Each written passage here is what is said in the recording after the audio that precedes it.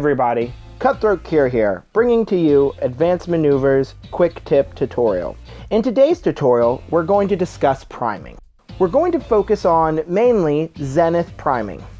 Now this is a very simple technique that will give you advanced results, making it very easy to spot light and shadows on any model. Our lucky subject today is going to be Ragnar Skysplitter from the new Trollbloods battle boxes. We're going to be doing two different types of priming, using both the airbrush, where I'm using the Badger Chrome, and we're going to be using spray cans. First, I'm going to use the Badger Chrome, focusing on two different colors of acrylic paint by Vallejo. The two colors we're going to focus on are using black and basic white for both the shadows and the lighted areas of the model. One of the major things you're going to want to focus on when working on a model is to make sure that you designate where the light is coming from. Now on Ragnar, obviously, his belly and everything from a direct standpoint are going to be where we want the shadows. Where the light is coming from above, you want the brighter colors to be from a downward angle.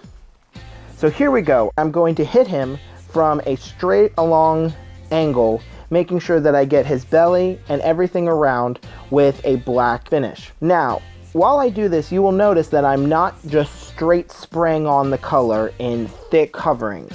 I'm actually doing it in more of a spritzing manner, and this is because that the model only needs enough primer to hold the paint in and allow your acrylics to adhere to the model itself.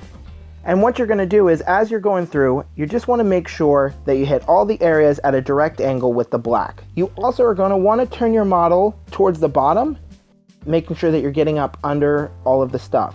I like to focus on using my airbrush, mainly because it's a cheap and easy method that I have, and for me it applies a lot of extra control when I'm priming my model.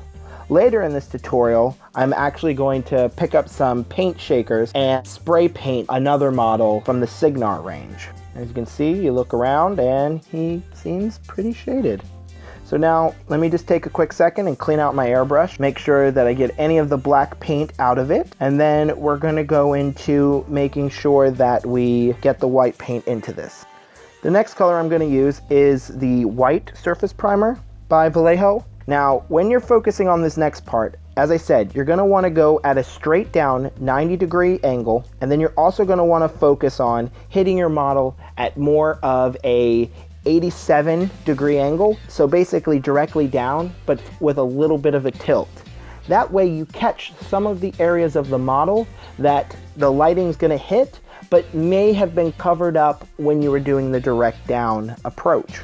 Already you can see in the model that the areas are looking brighter. You can see the dark shaded areas on the underneath, and you can already see the bright white areas on top of his hammer. One cool thing about zenith priming is that it easily will designate for you as a painter if you have a hard time differentiating between what should be a shaded area and what should be a bright area. Simply by priming this way, you've already done all that work. You're showing yourself this is exactly where the shading is, and this is exactly where the light's from. Now, as you can see here on Ragnar, as we give him a quick spin, he's got the dark area underneath, which is where most of your shadows are going to be. And then he's got the bright area up top, which is where you're going to see the brightest colors. Now, when you paint this model, you're going to notice that that coloring is going to seem brighter on the top because of the white pigments and darker on the bottoms because of the black. So as I said, I may personally like to use the airbrush a good bit, but another really important thing that you can do if maybe an airbrush isn't your style is use spray primers in spray cans. Now, first and foremost, our lucky subject for this part of the video is going to be one of the Black 13th from the Signar range. The two colors I'm going to mainly be using are black and white. You want to make sure you give your cans a good shake, possibly for about a solid minute, just to make sure that the mixture of paint in the cans are properly mixed. That way you get an even spread. Now, as we did in the first part of the tutorial, what you're going to want to do is you're going to want to focus on the model directly towards. Now, with the spray primer, it's going to come out a little bit heavier, so you're going to want to do this in quick spurts, and you're going to want to make sure that you keep rotating the model, therefore you don't have too much primer in one place. So we just want to make sure that we cover the entire model area in quick spurts using the black, but we don't want to use too much where we feel like we're just laying it on. After we get done that first part, we're going to want to use the white, coming down, like we said in the first part of the tutorial, at a directly down 90-degree angle and then a 87-degree angle. So when you're using your white primer, you want to make sure, just like with the black, that you do it in quick spurts. You want to be very careful with the white because a lot of white spray primers have a tendency to come out with a dusty feel. So make sure you give the can a few sprays before you start using it. That way you can make sure that that dusty feeling is out. Now, as you can see, with just a quick few sprays, we're already getting good coverage. Now, just like with the first model, I might have to go back and touch up a little bit of the black, but already you can see the deep shadows that Zenith priming is giving to this model. Now, I got a good bit of the shadows, but I just want to make sure I fine-tune those highlighted areas from the top. Now, already you can see right there in the cloak, you can see this real deep shadow, and that's something you really want. Now, here we go. We're just going to put a few sprays on the top just to make sure that we're giving it the best effect. And as simple as that, your model is primed. You can see all of the details, and you can see all of the shadows and the highlighted areas.